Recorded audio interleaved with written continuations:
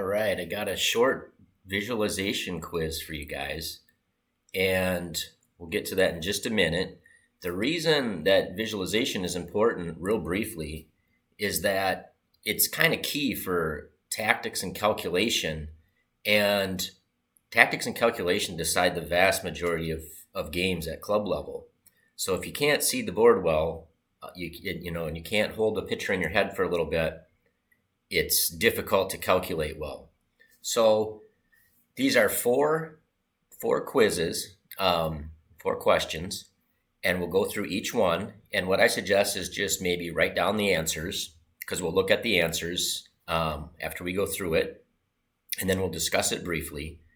And I would say don't spend more than 2 minutes. If you want to set a timer to 2 minutes, if you can't solve it in 2 minutes, you kind of got your answer. So that being said, let's pull up question number 1. And all of these, by the way, are to be done without using the chessboard. So there's going to be 4 questions.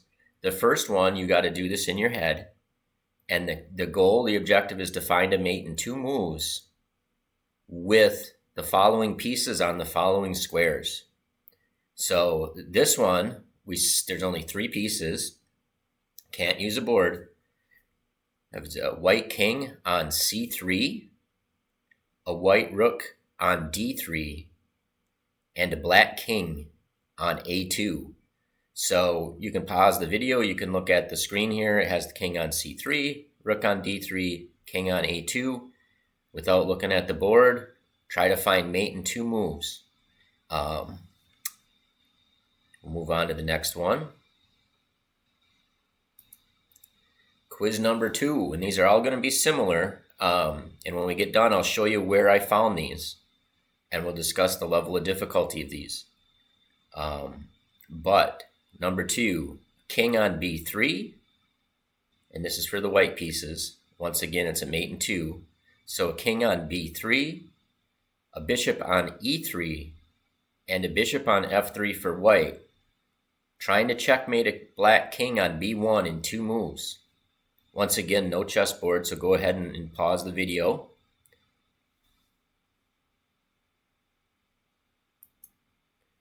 All right, quiz number 3. Now this is just a mate in 1. There's a mate on the board. And in this one, white can checkmate black, and white has a knight on b6, a rook on e7, and a bishop on c6. And he needs to checkmate in 1 move a black king on b8. So go ahead and pause that, and you can look at the pieces on the screen if you want, but no board. And finally, this is a mate in 2. Now for the pieces on this one, we have a white king on c4, a white rook on e5, a white bishop on e7, and a black king on a4.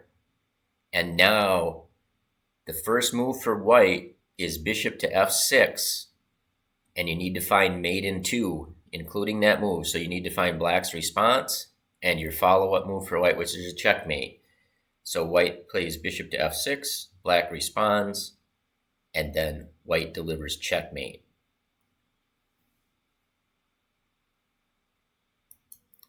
All right, so let's look at the solutions.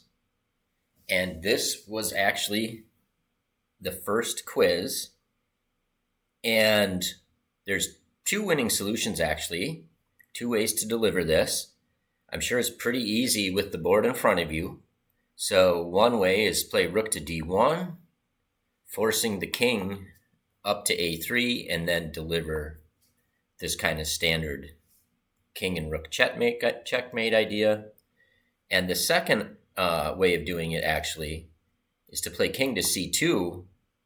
The only square black's king can go to is a1, and then we deliver checkmate like this. So there was actually 2 solutions. So if you found 2 solutions, fantastic. And what I would say is that this question actually was from a book. I thought I would show you this stuff, and then we'll discuss it briefly. But it's from a book called Cognitive Chess, and it was actually on level 1. You can see how it's a pretty thick book with tons of puzzles to help your visualization skills. And my friend Chaz sent me this book earlier this summer, but this is actually first page, question 4. So this is considered a level 1 puzzle, and it's on the first page actually, and they suggest you solve 5 a day. So this is one to solve on the first day. And so I'll show you where I got each of these puzzles as I go, and then at the end we'll kind of discuss like what your results might mean, or how you can try to use those results to improve your visualization and actually focus in on an area that most people neglect. So let's go on to step 2, or quiz 2, I should say. And that was this one right here. So you had to try to create this image in your head and then solve this puzzle. So this one's pretty easy when you see it on the actual board. It's just bishop to e4 check, king has to go in the corner, and bishop to d4 mate. And for this puzzle, I got it out of the same exact book, and it was question number 5. So it's the first day level 1 puzzle in this cognitive chess book. And so we'll go through the answers on the next 2, and then we'll do our discussion, real brief discussion here. So let's go to quiz number 3. And quiz number 3 had this position right here.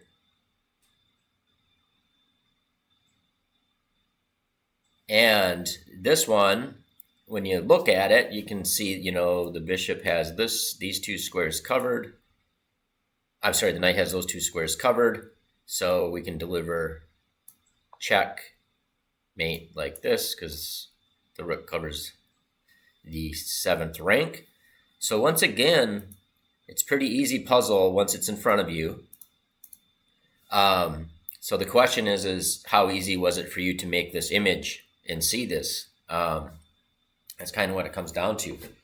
And this puzzle, I actually took from the Thinking Ahead Chess Steps manual, from the step 2 Thinking Ahead.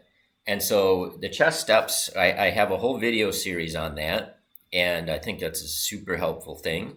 Maybe the best possible way for improvement for adults. But I'll put a link up above in the corner here to that video series if you're interested. But step 2 is supposed to be for players up to 1400.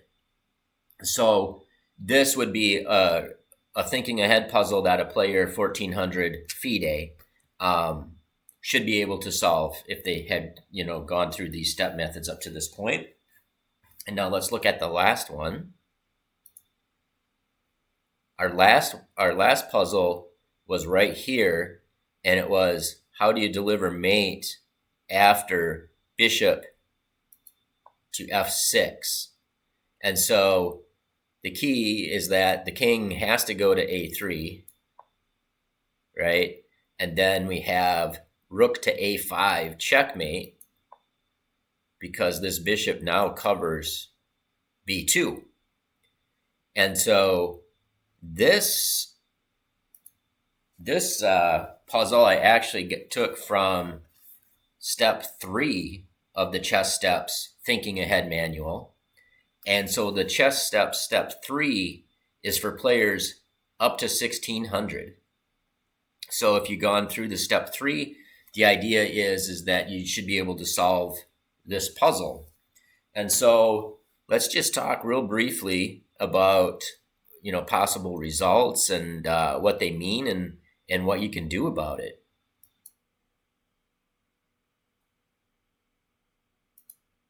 So I guess what I would say is if you solved them all, congrats.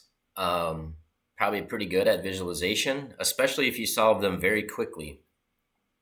Now, if you didn't solve them all, then the way I would look at it is you have a tremendous opportunity to do something that most chess improvers aren't willing to do. And that is to work on this and improve it. Because one, like, kind of, I guess, just fact of the matter is that when you step across the board from, like a 12-year-old kid that's 1800 or something, odds are they can do these bang, bang, bang, probably less than 15 seconds on each one, I would think.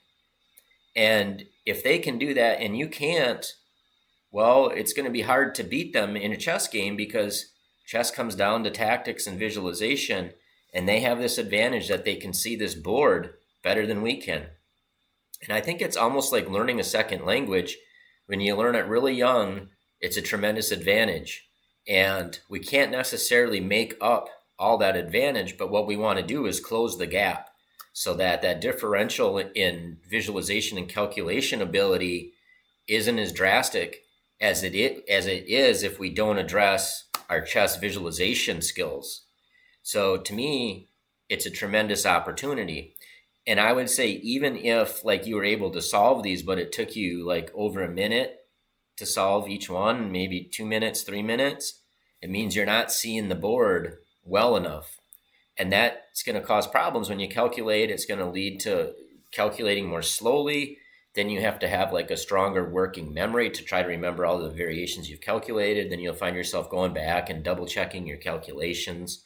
And I think the thing to know is that this is not something that you can get quicker at overnight.